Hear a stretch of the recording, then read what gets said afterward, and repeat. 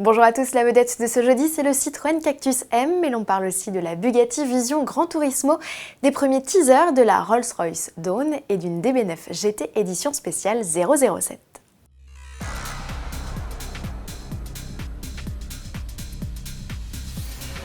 Réinventer, que dis-je, réinterpréter un mythe automobile n'a rien d'évident. C'est pourtant le pari que s'est lancé Citroën avec le Cactus M, sa Méhari du 21e siècle.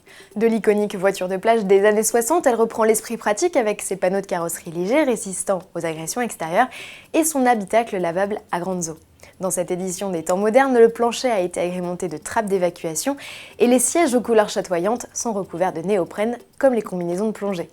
La capote en toile reste d'actualité, elle se fixe via un ingénieux système de boudin gonflable et peut même, c'est une nouveauté, se transformer en tente pour dormir à la belle étoile. Comme vous l'aurez remarqué, c'est le C4 Cactus qui a servi de toile de fond au designer. Du modèle de série, on a conservé la bouille joufflue et les dessous. Techniquement, le concept, car on parle bien ici d'une étude de style, reçoit un bloc essence de 110 chevaux associé, et c'est inédit, à la boîte automatique EAT6. Signe de son arrivée prochaine dans la gamme ? À n'en pas douter.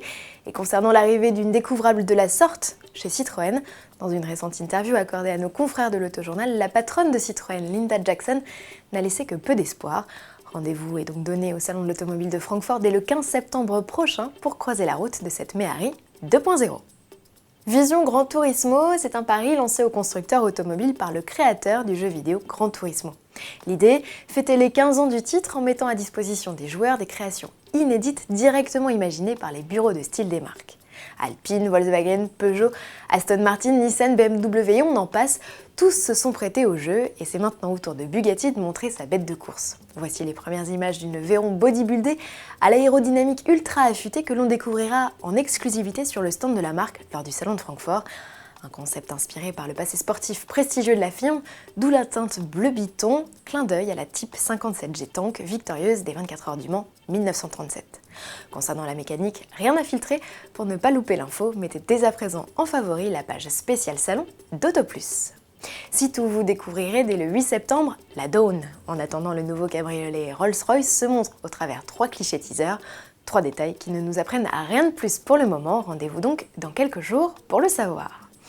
Depuis plus de 50 ans, James Bond aime Aston Martin et la firme de Gaydon le lui rend bien. Dans Spectre, le dernier opus de la saga, en salle le 11 novembre prochain, 007 roule en DB10, un modèle spécialement développé pour les besoins du film et qui a inspiré la firme.